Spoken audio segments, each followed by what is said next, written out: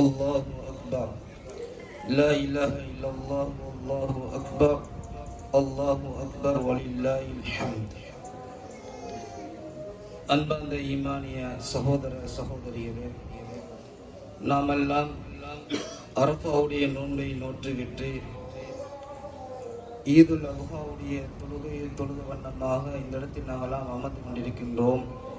எல்லாம் உள்ள ரப்புல் ஆலமீன் எந்த எண்ணத்துக்காக வேண்டி நாங்கள்லாம் இருக்கின்றோமோ அந்த எண்ணத்துக்கான கூலியை வல்ல ரஹ்மான் எந்த விதமான குறையின்றி தர வேண்டும் என்ற பிரார்த்தனையுடன் இப்படியான சந்தர்ப்பத்தில் மிக முக்கியமான சில விடயங்களை ஞாபகம் ஊட்டிக்கொள்வது, நேர முகாமித்துவத்தை கருதி கொண்டு சில விடயங்களை மாத்திரம் குறிப்பிட்டுக் கொள்வது இந்த இடத்துக்கு பொருத்தமாக இருக்கும் என்ற அடிப்படையில், அன்பார்ந்தவர்களே, பொதுவாக ஈதுல் அல்ஹா என்று வருகின்ற பொழுது முக்கியமான ஒரு நபியை ஞாபகம் ஊட்டப்படுகின்றது.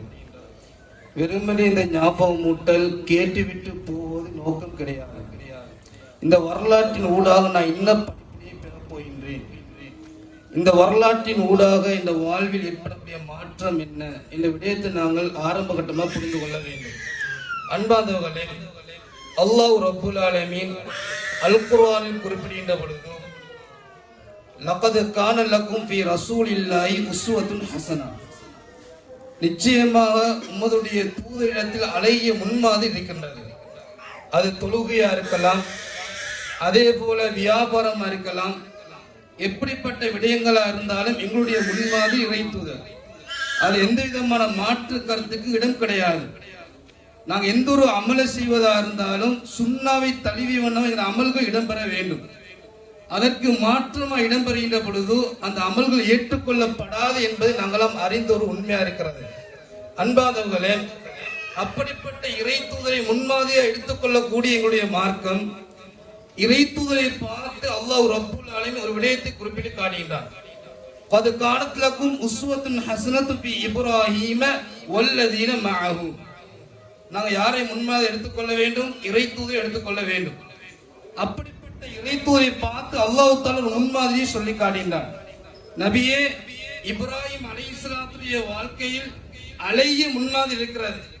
அவர் மாத்திரம் கிடையாது, வல்லதீன மஅஹு, அவரோடு இருந்த மனைவி, அவரோடு இருந்த பிள்ளைகள், அவர்களிடம் இருந்து கூட அழகிய முன்மாதிரி இருக்கிறது என்ற விடயத்தை ரப்புல் ஆலமீன் இறை தூதரை பார்த்து முன்மாதிரியா எங்களுக்கு சொல்லி காட்டுகின்றார். அப்ப அன்பார்ந்தவர்களே, அந்த வாழ்க்கை என்ன முன்மாதிரி இருக்கிறது? முன்மாதிரி என்று சொன்னால் பல விஷயங்கள் நாங்கள் பேசலாம்.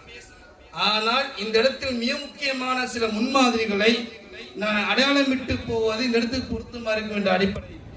அன்பார்ந்தவர்களே, அல்லாஹ் ரப்புல் ஆலமீன் அதிகமா இப்ராஹிம் அலைஹிஸ்ஸலாத்துக்கு அதிகமா சோதனை கொடுத்தார்.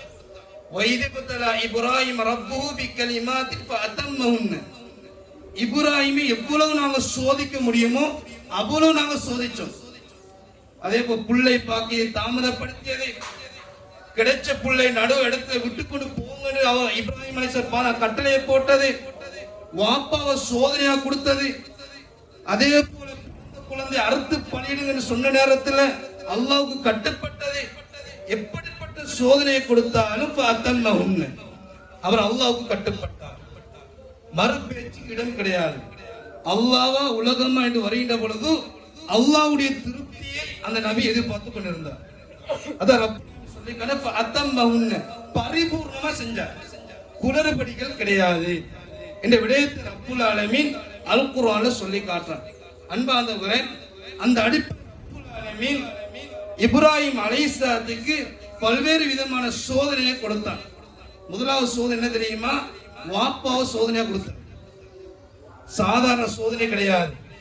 மகன் நேரான வழியில பயணிக்கிறாரு, மகன் நேரான வழியை போதிக்கிறாரு. வீட்டு சூழலில், அதாவது மிக முக்கியமான பேஸ்மென்ட் சொல்லப்படக்கூடிய வாப்பா மாற்று வழியை பயன்படுத்துகின்றார். மகனுக்கு எதிரான பாதையில் வாப்பா இருக்கிறார். அது சாதாரண அமைப்பும் கிடையாது. நாங்கெல்லாம் குர்ஆன் சுன்னா என்ற அமைப்பு வாழ்ந்து கொண்டிருக்கின்ற பொழுது தண்ட வாப்பா பித்அத் செய்கின்றார் என்று சொன்னால் அதை கூட நாங்கள் சகித்துக் கொள்ள முடியாது. எவ்வளவு பெரிய கவலை வரும். நான் சுன்னாவை ஃபாலோ பண்றேன், சுன்னா விடாம நான் செய்கின்றேன், வித்தியார்த்திக்கு இந்த வாழ்க்கையில் வரக்கூடாது என்று நான் பேணி பேணி போயிட்ட பொழுது எந்த வாப்பா வித்தியார்த்தி செஞ்சால் எவ்வளவு பெரிய ஒரு கவலை. ஆனா இப்ராஹிம் அலைஹிஸ்ஸலாத்துடைய வாப்பாவை பொறுத்த வரைக்கும் ஒரு சிலை வணங்கி மாத்திரம் கிடையாது, சிலையை வடிச்சு விற்பனை செய்யக்கூடிய வியாபாரி. அப்ப சிலையை வடிப்பது என்று சொன்னால் எவ்வளவு பெரிய பக்தி இருக்கும். அது அழகான முறையில பக்தியோடு வடிச்சு மக்களுக்கு விற்பனை செய்யக்கூடிய மிக முக்கியமான ஒரு நபர்.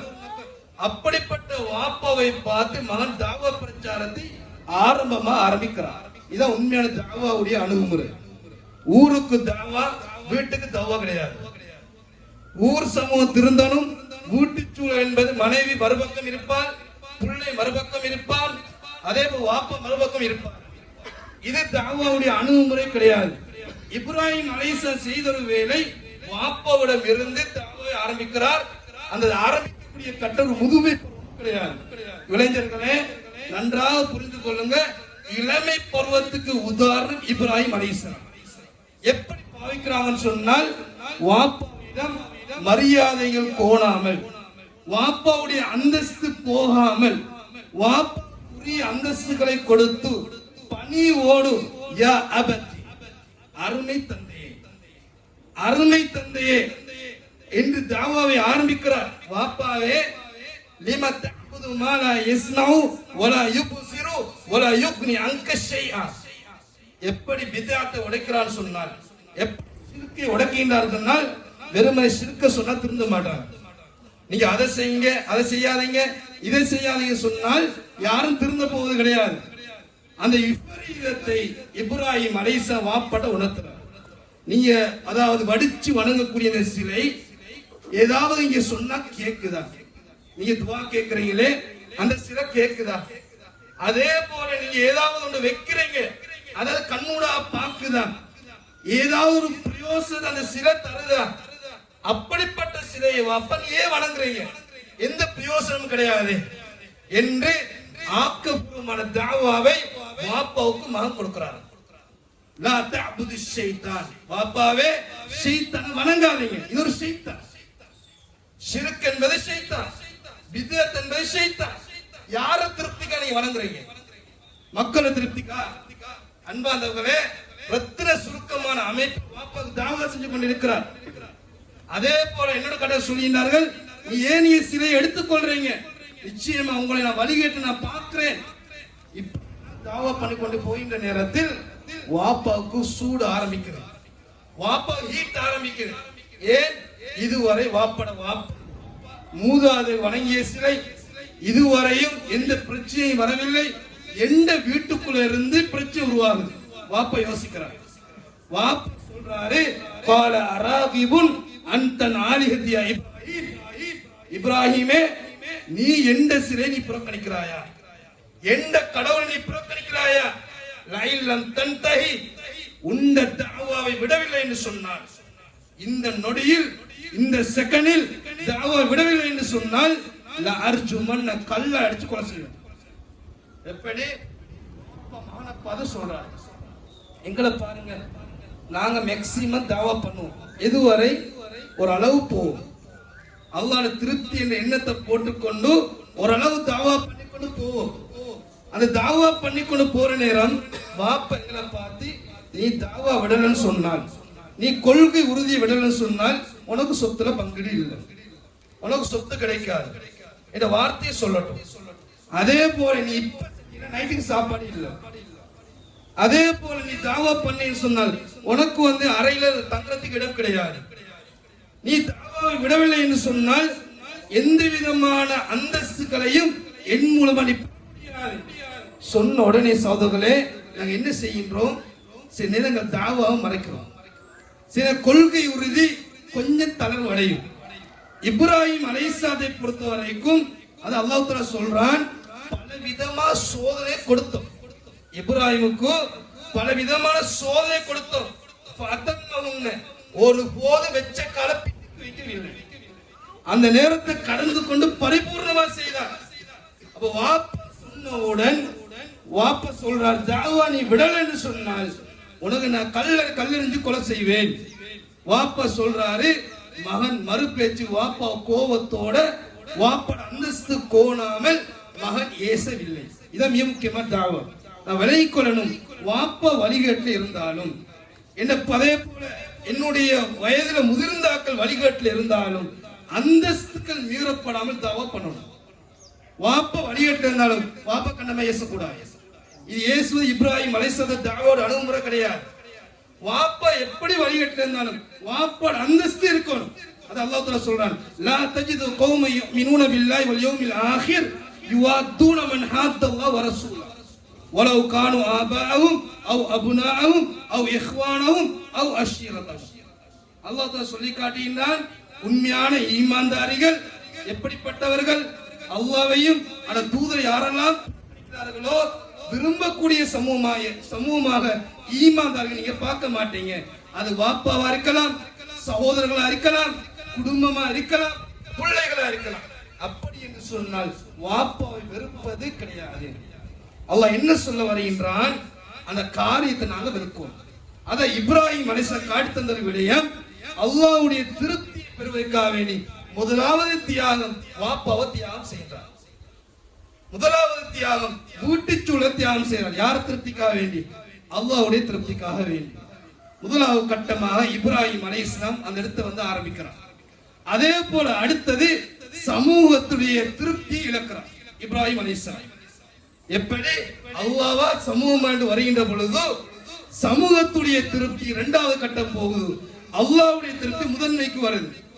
அப்ப அல்லாஹ்வுடைய திருப்திக்கு நான் என்ன செய்யலாம்? சமூகத்துடைய திருப்தி இழக்கலாம். மிக முக்கியமான படிப்பினை. நாங்க கொள்கை உறுதியா இருக்கிற நேரம் எங்கட சமூகம் என்ன செய்யும்? எங்களை புறந்தள்ள பார்க்கும்.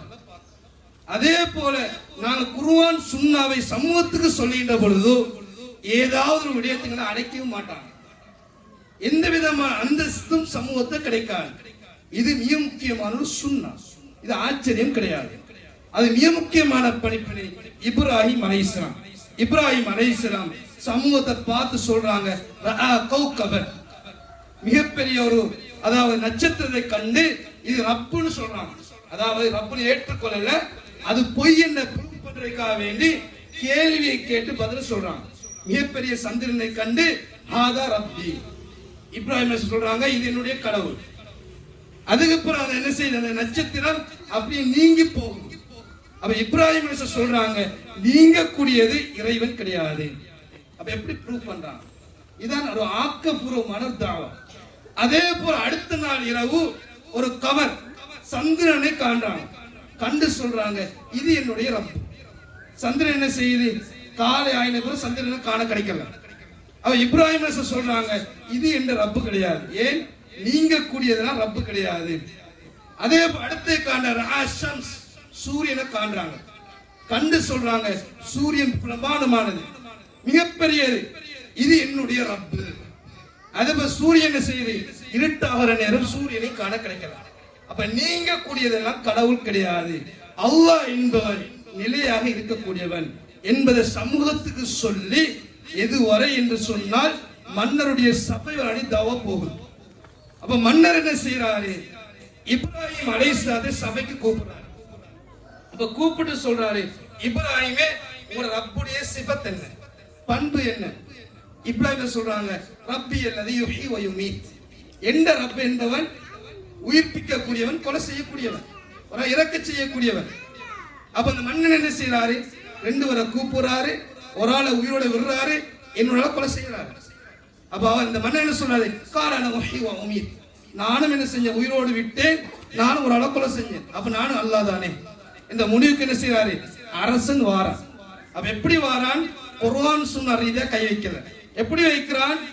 அந்த லாஜிக்கல் ரீதியான முறையில மன்னன் இப்ராஹிம் அலைஹிஸ்ஸலாத்துடன் என்ன டிபேட்டை பண்ணுகின்றான். அப்ப இப்ராஹிம் அலைஹிஸ்ஸலாம் அவனுடைய பாதையிலே வரான். வந்து சொல்றாங்க ஃபைன் அல்லாஹ் யஹ்தி பிஷம்ஸி மினல் மஷ்ரிக் ஃபஅத்தி பிஹா மினல் மக்ரிப். சரி, ஓகே, அல்லாஹ் ரப்புல் ஆலமீன் என்ன செய்வான்? சூரியனை கிழக்குல இருந்து உதிக்க செய்யறான். உனக்கு ஏழுமா இருந்தால் மேற்குல இருந்து சூரியனை உதிக்க செய். ஃபபுஹித்தல்லதி கஃபர், என்ன செய்யுது?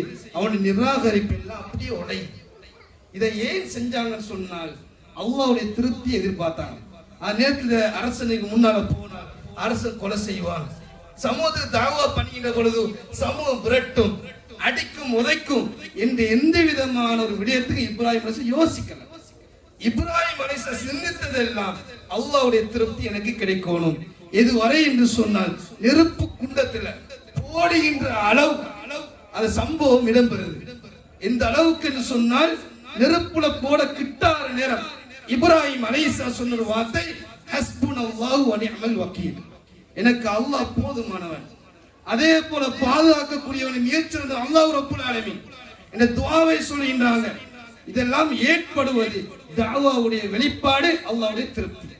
அப்ப நான் விலகிக் கொள்ளணும், கொள்கையை சொல்லக்கூடிய நாங்க எந்த விதமான பயமும் வரக்கூடாது. அல்லாஹ்வுடைய திருப்திகள் கிடைக்க வேண்டும் என்று சொன்னால் அடிமட்டம் வரை ஆழது வரை நாங்கள் என்ன செய்யலாம், பயணிக்கலாம். அது மிகப்பெரிய உதாரணம் இப்ராஹிம் அலைஹிஸ்ஸலாம். அன்பார்ந்தவர்களே, வெறுமனே நான் கேட்டுவிட்டு போவது இந்த வரலாற்றுடைய நோக்கம் கிடையாது. பரந்த ஒரு வரலாறு, இந்த நேரம் என்பது பொருத்தம் கிடையாது. மிக முக்கியமான ஒரு ஆழமான ஒரு குறிப்பு, அல்லாஹ்வுடைய திருப்திக்காக வேண்டி யாரையும் இழக்கலாம். என்னுடைய வாப்பாவை இழக்கலாம், இந்த பிள்ளையை இழக்கலாம், இந்த மனைவியை இழக்கலாம், ஆனா உறவை இழக்கக்கூடாது. உறவு என்பது முக்கியம். தந்தை என்ற உறவு முக்கியம், மனைவி என்ற உறவு முக்கியம், பிள்ளை என்ற உறவு முக்கியம். அவங்க செய்யக்கூடிய உலக திருப்திக்காக வேண்டி அல்லாஹ்வுடைய திருப்தி நாங்க விரும்புறோம், அவ்வளவுதான். அதே போல சமூகத்துடைய திருப்திக்காக வேண்டி, குடும்பத்துடைய திருப்திக்காக வேண்டி, மனைவியுடைய திருப்திக்காக வேண்டி கொள்கை இழக்கப்படக்கூடாது. அக்கீதா என்பது ஒன் கோட், ஒன்றுதான். நாங்க என்ன செய்யணும், மறுக்கருத்துக்கு ஃபிக்ஹ் போல மார்க்க சட்டத்தை போல அகீதாவை அணுக முடியாது. அன்பாதவர்களே, எந்த ஒரு நிலை நான் கொள்கை உறுதியோடு இருக்கிறோமோ அதே உறுதியோட மரணிக்க செய்யக்கூடிய பாக்கிய ரப்புல் ஆலமீன் எனக்கும் உங்களுக்கும் தன் அருள்புரிவேன் முடித்துக் கொள்கின்றேன். வாஹிர் தஅவானா அல்ஹம்துலில்லாஹி ரப்பில் ஆலமீன். சுப்ஹானல்லாஹி வபிஹம்திக அஷ்ஹது அல்லா இலாஹா இல்லா அன்த வஸ்தக்ஃபிருக வ அத்தூபு இலைக்.